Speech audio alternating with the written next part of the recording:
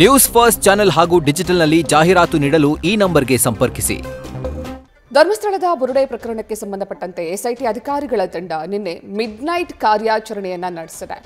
ಬೇರೆ ವ್ಯಕ್ತಿಗೆ ಮಾಸ್ಕ್ ಹಾಕಿಸಿ ಸಹಕಾರ ನಗರವನ್ನ ಎಸ್ಐಟಿ ಅಧಿಕಾರಿಗಳು ಸುತ್ತಾಡಿದ್ದಾರೆ. ಸಹಕಾರ ನಗರದಲ್ಲಿರೋ ಗಿರೀಶ್ ಮಟ್ಟಣ್ಣನವರ್ ನಿವಾಸದಲ್ಲಿ ನಿನ್ನೆ ಸ್ಥಳ ಮಹಜರು ಮಾಡಲಾಗಿದೆ. ಕೊಡಿಗೆಹಳ್ಳಿ ಠಾಣೆ ಮುಂದೆ ಪೊಲೀಸ್ ವಾಹನ ನಿಂತಿದ್ದು ಅಜ್ಞಾತ ಸ್ಥಳಕ್ಕೆ ಚಿನ್ನಯ್ಯನನ್ನ ಶಿಫ್ಟ್ ಮಾಡಿರುವ ಸಾಧ್ಯತೆ ಇದೆ. ಗಿರೀಶ್ ಮಟ್ಟಣ್ಣನವರ್ ಜಯಂತ್ ಮನೆಗೆ ಕರೆದೊಯ್ಯುವ ಸಾಧ್ಯತೆ ಕೂಡ ಇದೆ. ನಿನ್ನೆ ಜಯಂತ್ ಮನೆಯಲ್ಲಿ ಸತತ 8 ಗಂಟೆಗಳ ಕಾಲ ಸ್ಥಳ ಮಹಜರು ಮಾಡಲಾಗಿದೆ.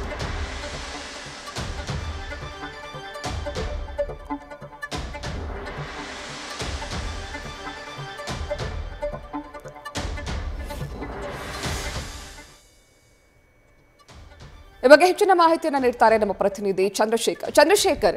ನಿನ್ನೆ ಚಿನ್ನಯ್ಯನನ್ನ ಬೇರೆ ಕಡೆಗೆ ಶಿಫ್ಟ್ ಮಾಡಿ ಮಾಸ್ಕ್ ಹಾಕಿಸಿ ಬೇರೆ ವ್ಯಕ್ತಿಯೊಂದಿಗೆ ಸ್ಥಳ ಮಹಜರು ಮಾಡಿದ್ದಾರೆ ಎನ್ನುವಂತಹ ಮಾಹಿತಿ ಇದೆ.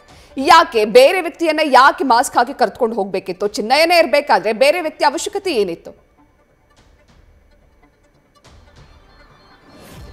ಖಂಡಿತವಾಗಿ ಪ್ರತೀಕ್ಷಾ, ಏನು ಈ ಒಂದು ಪ್ರಕರಣಕ್ಕೆ ಸಂಬಂಧಪಟ್ಟಂತೆ ನಿನ್ನೆ ಏನು ಜಯಂತ್ ಮನೆಯಲ್ಲಿ ಸುಮಾರು 8 ಗಂಟೆಗಳ ಕಾಲ ಒಂದು ಮಹಾಜರನ್ನು ನಡೆಸಿದ್ರು. ಈ ವೇಳೆಯಲ್ಲಿ ಮಾಧ್ಯಮಗಳು ಸಾಕಷ್ಟು ಒಂದು ಕ್ಷಿಪ್ರ ಕಾರ್ಯಾಚರಣೆಯನ್ನು ಅಥವಾ ವರದಿಯನ್ನು ಮಾಡಿತ್ತು. ಈ ಹಿನ್ನೆಲೆಯಲ್ಲಿ ಎಲ್ಲೋ ಒಂದು ಕಡೆ ಈ ರೀತಿಯಾದಂಥ ವರದಿಯನ್ನು ಕೊಟ್ಟರೆ ನಮಗೆ ತೊಂದರೆ ಆಗುತ್ತೆ ಅನ್ನುವಂಥ ಹಿನ್ನೆಲೆಯಲ್ಲಿ ಏನಾದರೂ ಶಿಫ್ಟ್ ಮಾಡಿದ್ದಾರಾ ಅನ್ನುವಂಥ ಅನುಮಾನ ಈಗ ಸದ್ಯಕ್ಕೆ ಮೂಡ್ತಾ ಇರುವಂಥದ್ದು. ಯಾಕೆಂತಂದರೆ ಏನು ನಿನ್ನೆ ನಡೆದಂಥ ಮಾಜರ್ನ ಪ್ರತಿಯೊಂದು ಏನು ಮಾಹಿತಿಯನ್ನು ಕೂಡ ನಾವು ಯಾವ ರೀತಿಯಾಗಿ ಪ್ರಕ್ರಿಯೆ ಇರುತ್ತೆ ಅನ್ನೋದರ ಬಗ್ಗೆ ವರದಿಯನ್ನು ಬಿತ್ತರ ಮಾಡಿತ್ತು ನ್ಯೂಸ್ ಫಸ್ಟ್ ಕೂಡ.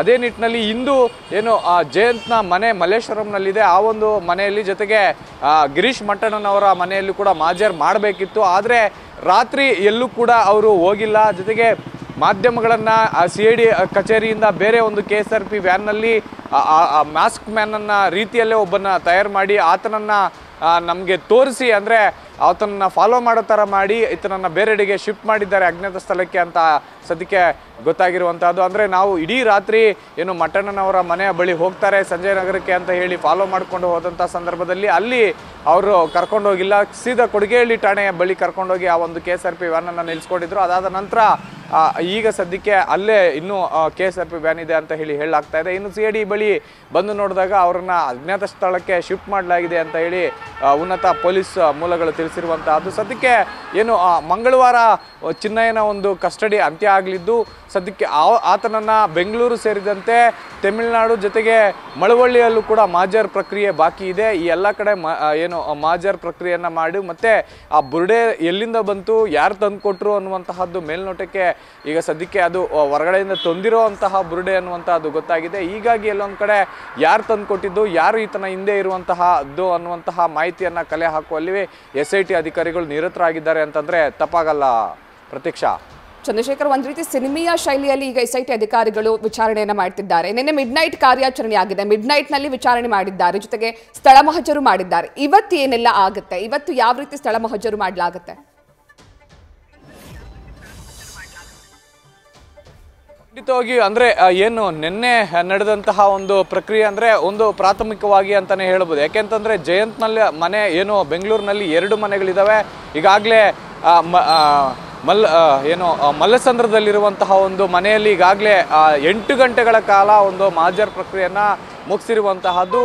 ಜೊತೆಗೆ ಆ 8 ಗಂಟೆಗಳ ಕಾಲ ಮಹಾಜರ್ ಪ್ರಕ್ರಿಯೆಯಲ್ಲಿ ಗೊತ್ತಾಗಿರುವಂತಹದ್ದು ಅಂದರೆ ತಮಿಳುನಾಡಿಂದ ಡೈರೆಕ್ಟ್ ಆಗಿ ಧರ್ಮಸ್ಥಳಕ್ಕೆ ಚಿನ್ನಯ್ಯ ಹೋಗಿದ್ನ ಅಥವಾ ಚಿನ್ನಯ್ಯ ಇಲ್ಲಿ ಬಂದು ಇಲ್ಲಿ ಸ್ಟೇ ಮಾಡಿ ಇಲ್ಲಿಂದ ಹೋಗಿದ್ನ ಅನ್ನುವಂತಹ ವಿಚಾರವಾಗಿ ಒಂದು ಮಹಾಜರ್ ಪ್ರಕ್ರಿಯೆಯನ್ನು ಮಾಡಿರುವಂತಹದ್ದು. ಅವನು ಇಲ್ಲಿ ಬಂದಿದ್ದೇ ಆದಲ್ಲಿ ಯಾವೆಲ್ಲ ವಸ್ತುಗಳನ್ನು ಬಳಸ್ತಾ ಇದ್ದ, ಎಷ್ಟು ದಿನಗಳ ಕಾಲ ಇಲ್ಲಿ ಉಳ್ಕೊಂಡಿದ್ದ ಅನ್ನುವಂಥ ವಿಚಾರವಾಗಿ ನಿನ್ನೆ ಒಂದು ಮಹಾಜರ್ ಪ್ರಕ್ರಿಯೆಯನ್ನು ಮತ್ತೆ ಜೊತೆಗೆ ಪಂಚನಾಮೆಯನ್ನ ಮುಗಿಸಿರುವಂತಹದ್ದು. ಇಂದು ಕೂಡ ಅಂದರೆ ಜಯಂತ್ನ 2ನೇ ಮನೆ ಮಲ್ಲೇಶ್ವರಂನಲ್ಲಿ ಇದೆ ಅನ್ನುವಂತಹದ್ದು ಕೂಡ ಗೊತ್ತಾಗಿರುವಂತಹದ್ದು. ಹೀಗಾಗಿ ಮಲ್ಲೇಶ್ವರಂನಲ್ಲಿರುವಂತಹ ಜಯಂತ್ನ ಮನೆ ಜೊತೆಗೆ ಏನು ಸಾಕರ್ ನಗರದಲ್ಲಿರುವಂತಹ ಗಿರೀಶ್ ಮಟ್ಟಣ್ಣನವರ ಮನೆಯಲ್ಲೂ ಕೂಡ ಒಂದು ಮಹಾಜರ್ ಪ್ರಕ್ರಿಯೆಯನ್ನು ಮಾಡಬೇಕಾಗತ್ತೆ. ಅಲ್ಲಿ ಏನಾದರೂ ಈತ ಬಂದಿದ್ನ, ಆತನಿಗೆ ಅಲ್ಲಿ ಏನಾದರೂ ಲಿಂಕ್ ಇದೆಯಾ, ಜೊತೆಗೆ ಅವ್ರು ಏನಾದರೂ ಹೇಳ್ಕೊಟ್ಟು ಈತನಿಗೆ ಈ ರೀತಿಯಾಗಿ ಸ್ಕ್ರಿಪ್ಟೆಡ್ ಆಗಿ ಏನಾದರೂ ಹೇಳ್ಕೊಟ್ರ, ಯಾವತ್ತು ಯಾವ ಒಂದು ಸ್ಪಾಟ್ಗಳನ್ನು ತೋರಿಸ್ಬೇಕು, ಜೊತೆಗೆ ಎಲ್ಲಿ ತೋರಿಸ್ಬೇಕು ಅನ್ನುವಂತಹದ್ದು ಏನಾದರೂ ತೋರಿಸಿದ್ರ, ಜೊತೆಗೆ ಕೆಲವೊಂದು ಕಳೆ ಬರಹ ಸಿಕ್ಕಿದೆ ಅಂತ ಹೇಳಲಾಗ್ತಾ ಇದೆ.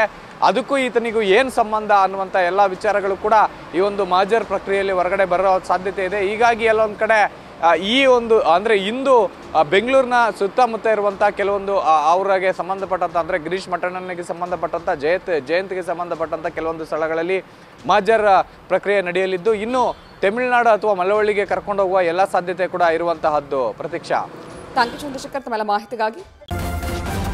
ನ್ಯೂಸ್ ಫಸ್ಟ್ ನಿರ್ಭೀತಿಯಿಂದ ನಿಮ್ಮ ಪರವಾಗಿ.